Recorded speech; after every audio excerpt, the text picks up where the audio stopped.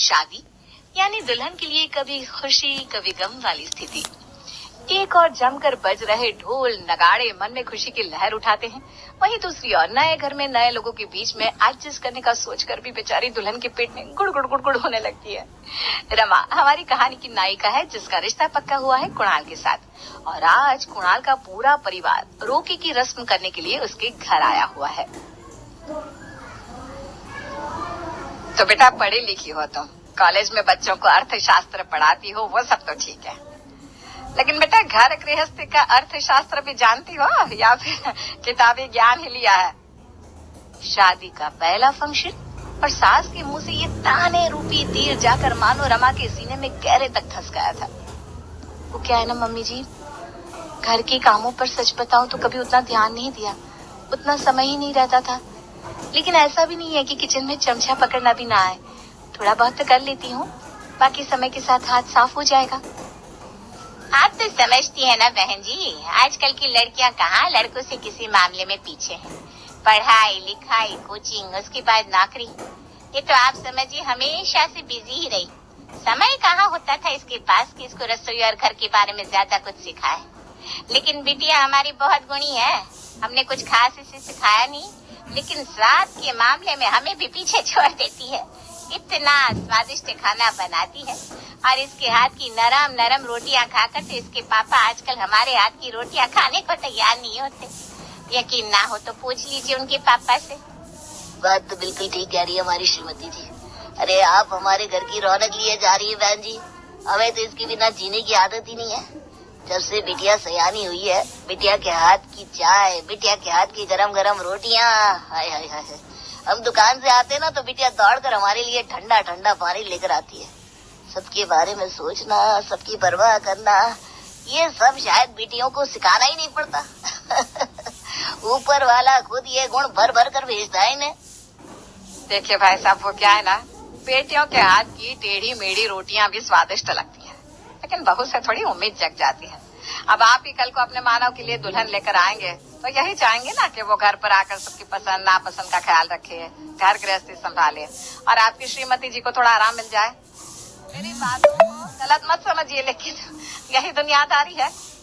रमा की सास की बातों को सुनकर रुके में आए हुए सभी मेहमान हक्के बक्के होकर उनको देखते रह गए थे। बेटा माना कि तेरी सास ने कोई गलत बात नहीं कही, लेकिन इतने मेहमानों के बीच शादी के पहले फंक्शन के दिन ही बहू के ऊपर इस तरह से कटाक्ष करना मुझे थोड़ा अखर गया। तो देख ले बेटा, तेरे मन में कोई शंका हो तो हम कोई जबरदस्ती नहीं करेंगे, और वैसे भी ये शादी अरेंज मैरिज है। इस दबाव में मत आना कि तुम्हारे इनकार करने से मम्मी पापा की प्रतिष्ठा पर कोई आँच आएगी। तुम्हारी खुशियों से ज्यादा हमारी प्रतिष्ठा जरूरी नहीं है हमारे लिए। अरे मम्मी, आप जरूरत से ज्यादा सोच रही हो। आपको याद है ना, जब MA ऑनर्स करने के लिए मैं शहर से बाहर जा रही थी, उस समय भी आपको यही लग रहा था ना, पता नहीं मैं नए शहर में नए लोगों के बीच में एडजस्ट कर पाऊंगी कि नहीं। और जब पहले ही असाइनमेंट में टीचर ने मुझे डांट लगा दी थी तो आप तो मुझे वापस आने के लिए फैसला भी सुना चुकी थी। लेकिन मम्मा, थोड़ा सा स्ट्रांग बनना पड़ता है।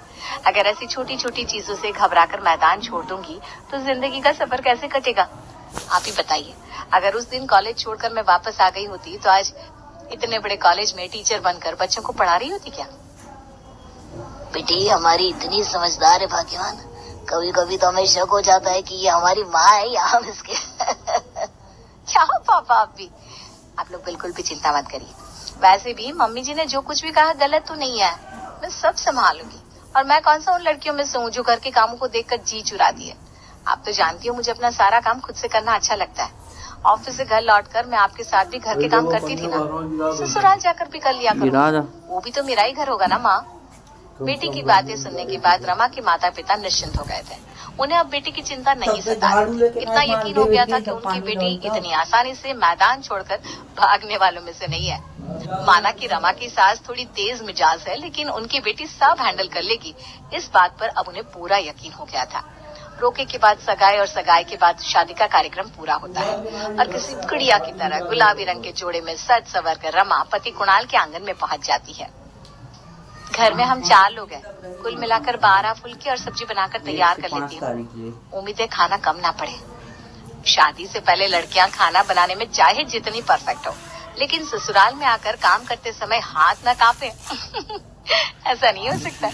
शादी के अगले ही दिन से रमा की सास हेमा ने रसोई और घर की पूरी जिम्मेदारी बहू के ऊपर छोड़ दी थी। इसीलिए रसोई में खड़े होकर रमा सब्जी और रोटी का अंदाजा लगा रही थी।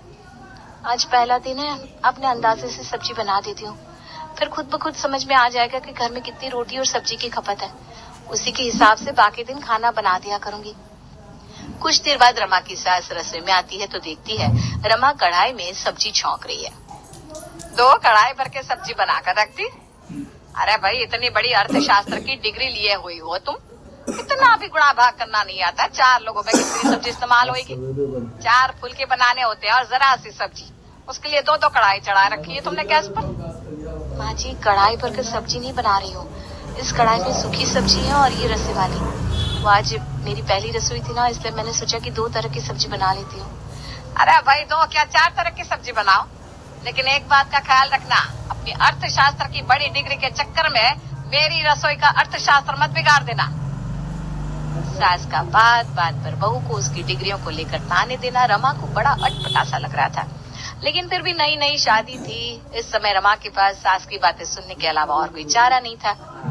अरे भैया, इतना आटा क्यों गूंथ रखा है तुमने? गिनती के 4 लोग है घर में, कितने फुलके बनाने? एक आधी रोटी मैं लेती हूँ, एक आधी तेरा ससुर जी, और मेरा कुणाल 2 रोटी उसकी। अरे बहू, क्या एक बार में 3 दिन का आटा लगा लिया तूने? नहीं माँ जी, वो आज पहला दिन है ना, इसलिए अंदाजा नहीं था कितने आटे की खपत होगी। आगे से मैं ख्याल रखूंगी। अब सब्जी बन ही गई है, आप लोग बैठिए ना, मैं गरम गरम रोटियां सेक कर आप लोगों को खिलाती हूँ। ये लो, यहाँ तो सब आधी और 1 रोटी खाने वाले हैं, और मैं सोच रही थी सबकी कम से कम 3-3 रोटी तो बनेगी। चलो कोई बात नहीं, जो आटा बचेगा उसे मैं सुबह नाश्ते में इस्तेमाल कर लूंगी। बात तो मम्मी जी की भी ठीक ही है, बासी आटे की रोटी खाने को समझदारी तो है नहीं। आगे से 4-6 रोटी का ही आटा लगाया करूंगी।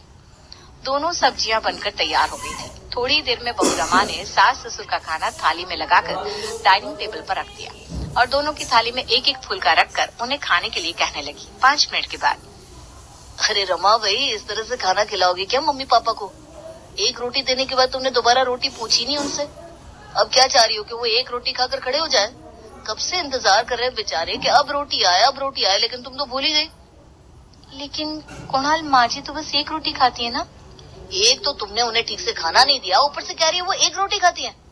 इस घर में नई तुम आई हो, मेरा जन्म इसी घर में हुआ था। आज से पहले तो कभी मैं 1 रोटी खाकर नहीं उठी, और तुमने पहले ही दिन उन्हें सीधा 1 रोटी खाने के लिए कह दिया। कुणाल, तुम गलत समझ रहे हो, ऐसी कोई बात नहीं है जैसा तुम्हें लग रहा है। अरे रहने दो रमा, शादी के पहले दिन ही तुमने भेदभाव करना शुरू कर दिया। मेरी थाली में 2 रोटी रखी है और मम्मी पापा की थाली में सिर्फ 1 रोटी। हद हो गई भाई। मैं कभी सपने में भी नहीं सोच सकता था कि तुम्हारे जैसी पढ़ी लिखी लड़की इस तरह की हरकत करेगी। तो मैं समझ ही नहीं पा रही थी कि आखिर कुणाल को क्या कहे, कैसे समझाए कि अभी कुछ देर पहले सासू माँ ही उसे बता कर गई है कि वो और ससुर जी तो सिर्फ 1-1 रोटी खाया करते हैं। कुणाल के सामने रमा को नीचा दिखाने के बाद कुणाल की माँ और पापा एक के बाद एक रोटियां लेते जाते हैं और 3-3 रोटी खाने के बाद ही थाली सरकाते हैं। रमा का गूंथा हुआ सारा आटा खत्म हो गया था और कढ़ाई में बनी हुई सब्जी भी लगभग खत्म हो गई थी। 1-1 कटोरी सब्जी अपने लिए बचाने के बाद रमा ने लगभग सारा खाना डाइनिंग टेबल पर सर्व किया था, जिसे परिवार के सभी लोगों ने उंगलियां चाट कर खाया था। अगले दिन दोपहर में अंदाजा लग गया होगा ना परिवार में किसकी कितनी खुराक है। भगवान के लिए आज 2 कढ़ाई भरकर सब्जी बनाकर मत रख देना, पैसे कोई पेड़ पर नहीं लगते। मेरे पति और बेटे की दिन रात की मेहनत के बाद इस घर में खाना खाने को नसीब होता है, ऐसे ही बर्बादी नहीं होने दूंगी मैं। आप ऐसी बातें क्यों कर रही है माँ जी? मैं समझती हूँ कि खाने की बर्बादी करना कोई अच्छी बात नहीं है। मैं उतना ही खाना बनाने की कोशिश करूंगी जिससे सबको पूरा पड़ जाए और खाना बचे भी ना। लगभग 5 कटोरी सब्जी बनाकर तैयार करती थी। 1-1 कटोरी सबके लिए निकालने के बाद बची हुई सब्जी को भी उसने ले जाकर डाइनिंग टेबल पर रख दिया था, ताकि किसी को और लेने की इच्छा हो तो वो कटोरी से ले सके। आज तो बिल्कुल भी खाना एक्स्ट्रा नहीं बनाया मैंने। आज सासू माँ को कुछ भी बोलने का मौका नहीं मिलेगा, बल्कि आज तो मेरी तारीफ ही करेंगी वो कि एक ही दिन में मैंने कितना सटीक अंदाजा लगाया है। कुछ देर बाद सासू रसोई में आती है। ये लो, आज फिर कढ़ाई पर कर सब्जी बना दी तुमने। अरे भाई, 4 लोगों में सब्जी लगती कितनी है जो तुम इतना ढेर सब्जी बनाकर तैयार कर लेती हो? तो मैं समझ नहीं पा रही थी कि आखिर सासू माँ को परेशानी क्या है। आज तो खाना ज्यादा भी नहीं बना, फिर भी ताने मार रही है। फिर कुछ देर बाद सास सीमा खाना शुरू करती है और 5 मिनट के अंदर ही अपनी कटोरी में परोसी हुई पूरी सब्जी को खाकर सफा चट कर देती है। और उसके बाद डाइनिंग टेबल पर रखी हुई एक्स्ट्रा सब्जी भी अपनी कटोरी में पलट लेती है। मम्मी जी, आपने बताया ही नहीं कि सब्जी कैसी बनी है, आपको पसंद तो आई ना? अरे बहू, इसमें पूछने जैसे क्या बात है? देख नहीं रही हो तुम्हारी सास कैसे उंगलियां चाट चाट कर सब्जी खत्म कर रही है? ऐसी कोई बात नहीं, इसने बना कर रख दिया है 2 कढ़ाई भर के सब्जी, तो खानी तो पड़ेगी ना। अरे भाई, इनको तो आटे दाल का भाव समझ में नहीं आ रहा, लेकिन हमें तो पता है ना महंगाई आसमान छू रही है। सब्जी भाजी तेल सब कितना महंगा हो रहा है। ऐसे में सब्जी खत्म नहीं करूंगी तो ये तो ले जाकर कूड़े में। अरे 4 बजे से भाई रोज रोज एक ही बात को कितनी बार समझाएगा कोई? कल भी समझाया था मैंने कि घर में खाना बनाने का कोई लंबा चौड़ा काम नहीं है। 4 बनता है खाना, और 1 कटोरी सब्जी, उसी में सबका काम चल जाएगा। और मेरा क्या है, मैं तो ज्यादातर रात के समय खाना ही नहीं खाती हूँ। और कुणाल के पापा, इनको तो रात के समय दूध रोटी भी चल जाती है। बस कुणाल है जिसे रोटी सब्जी खाने का शौक रहता है, उसके लिए 2 आलू काट कर 1 कटोरी सब्जी बन जाए, उसी में काम चल जाएगा। लेकिन लग रहा है बहुत ज्यादा ही बड़े घर से आ गई है। रोज तेल मसाले डालकर ढेर सारी सब्जी बना कर रख देती है। अब मरता क्या ना करता, हमारे साथ तो वो स्थिति हो गई है, ना चाहते हुए भी कटोरा भर भर के सब्जी खानी पड़ रही है। शुरू में तो रमा को यही लगा था कि शायद 1-2 दिन में वो अपने ससुराल में एडजस्ट हो ही जाएगी, लेकिन शायद ये उसकी भूल थी। दिन गुजरते जा रहे थे, लेकिन रमा की सास का टेप रिकॉर्डर बंद होने का नाम ही नहीं ले रहा था। रमा के बने हुए खाने से वो कभी संतुष्ट नहीं होती थी। वो चाहे जितना भी कम खाना बनाए, सास का तकिया कलाम आकर उसका मूड खराब कर देता था। अगले दिन सुबह, बहू ये कढ़ाई भर के पोहा किसके लिए बनाया तूने? अरे भाई, हम तो फल खाकर काम चला लेते हैं। आधी कटोरी पोहा कुणाल के लिए चाहिए था और आधी कटोरी तुम अपने लिए बना लेती। ये देखो हाथ कितना बड़ा खुला है, जो बनाती है कढ़ाई भर भर के बनाती है। माँ जी, अगर आपको पोहा नहीं खाना तो आपके लिए सेब काट दूं? पोहा मैं शाम को खा लूंगी। अरे छोड़ अब से, फिलहाल पोहा ले आ। अब बना दिए तो कूड़े में फेंकने से तो कोई फायदा नहीं है, मन मार कर खा लेंगे और क्या। शादी के बाद 10 दिनों के अंदर ही रमा को इतना समझ में आ गया था कि सास हिमा देवी को सब्जी, पूरी, पराठा सब कुछ खाने का शौक तो बहुत है, और रमा के हाथ का बना हुआ स्वादिष्ट खाना वो चिटकारे लेकर खाती भी है, लेकिन इस बात को कभी स्वीकार नहीं करती कि बहू के हाथ में स्वाद भी अच्छा है और रसोई के अर्थशास्त्र में भी उसका हाथ सधा हुआ है। इसलिए तारीफ करने के बजाय वो सिर्फ और सिर्फ कमियां ही गिनाती रहती। अच्छा, कढ़ाई का डायलॉग तो बीमारी की तरह मेरे दिमाग में फैलता जा रहा है। इसे रोका नहीं तो नासुर बन जाएगी ये समस्या। रमा, अब तुझे अपना कमाल दिखाना ही पड़ेगा। बहुत बदली तू सीधी सादी अबला नारी। शाम के समय रमा 1 कटोरी सब्जी और गिनकर 6 फुलके बनाकर रख लेती है। अरे बहू, 8:30 बज गए, खाना लगा दो भैया, अब और कितना इंतजार कराओगी? समझ नहीं आता इतनी देर तक रसोई में करती क्या रहती है ये लड़की। अरे हमारे घर में काम ही कितना है, 4-6 फुलके बनते हैं, 1 कटोरी सब्जी, उसमें भी 8:30 बजा देती है रोज रोज।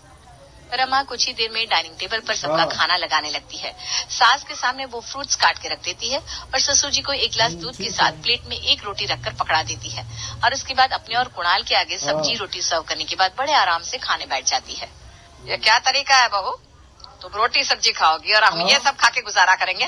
क्या भाई, घर में आटा खत्म हो गया है क्या? दादा कहाँ गई? मुझे लगता है सब्जी कम पड़ गई है, जो आज मुझे दूध से रोटी थमा दी तुमने।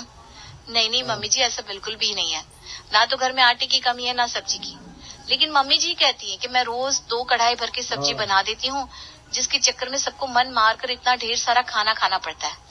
अब सासू माँ की बातों को ध्यान में रखकर आज मैंने उनके लिए फ्रूट सलाद बनाया है। और पापा जी, जिस दिन से मेरी शादी हुई है ना, रोज मम्मी जी कहती हैं आपको तो रात को दूध रोटी ही चलती है। मैं सब्जी रोटी खिला कर आपका पाचन खराब कर रही हूँ, इसलिए मैंने सोचा कि मैं इस घर की बहू हूँ, कब तक मैं अपनी मनमानी करती रहूंगी।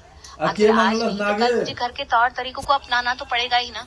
इसीलिए मैंने सुधार लाने का निर्णय ले लिया है। रोज मम्मी जी यही कहती है ना, मैं इतना भारी भरकम खाना बना कर रख देती हूँ कि वो फल फ्रूट खा ही नहीं पा रही, जिसकी वजह से इतने महंगे फ्रूट टोकरी में पड़े पड़े सड़ रहे हैं।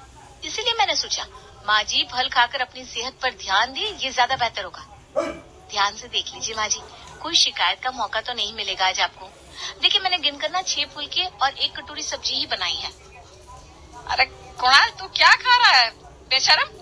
तेरे माँ बाप कैसे रूखा सूखा खाना खा रहे हैं और तुम दोनों मियाँ बीवी मटर अरे पनीर ओके खाकर कौनो उड़ा रहे हो। देखल नहीं चाहे, कौनो नहीं देखल चाहे, ऐसे छोड़ के पेटे में के मुआव चूना खा के। वो क्या ना अबे बेचारी कभी अम्मा अब तो इसी से जिदिया परेशान जाएगी थी। अब। तो जब उसने अपनी समस्या मुझे बताई तो मैंने इसे समझाया, मम्मी जी को जो पसंद है तुम वही बना कर दिया करो ना। और वैसे भी रोज रोज इसके ढेर सारा खाना बना देने के कारण आपको कितना स्ट्रेस हो जाता था। आपको पता भी है आजकल आधी से ज्यादा बीमारियों की जड़ अब की 8 में गई 4-5 साल अब आप ना बिल्कुल 8 साल निश्चिंत हो जाइए मम्मी। आज से रमा तीनों टाइम सिर्फ 1 कटोरी बेचारा। सब्जी और 4-6 फुलके बनाया करेगी। ना तो इस घर में अन्न की बर्बादी होगी और ना ही किसी का स्वास्थ्य खराब होगा। ये आपसे मेरी जिम्मेदारी है। नहीं ठीक है, वही के दिले नहीं 1000 रुपया रखे दिले नहीं ओके ना। वो दिन रात ताने देने का परिणाम ये हो रहा था, अब उसे ना तो नाश्ता मिल रहा था ना ही डिनर। अरे बहू ये क्या है? अब तूने डिनर में मेरे लिए फल काटने भी बंद कर दिए। अजीब बेहूदगी चल रही है इस घर में।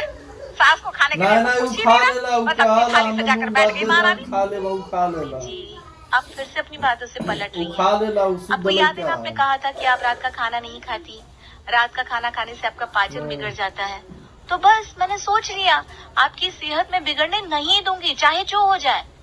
इसलिए खाली मैंने फुटानी सोच लिया है, कि आज अंकित से आप बाबू सिर्फ करो 2 ना वक्त का खाना खाएंगी। अरे बहू भाड़ में गया ये नियम कानून। सवेरे भी तूने 1 सेब खिलाकर फिर 2 बजे लंच दिया। अब तू कह रही है मैं रात का खाना भी छोड़ दूं? अरे 4 दिन में प्राण निकल जाएंगे मेरे भूख से। लेकिन माँ जी आप तो सालों से ऐसे ही खाना खाती आ रही है ना। अरे चुप कर नालायक।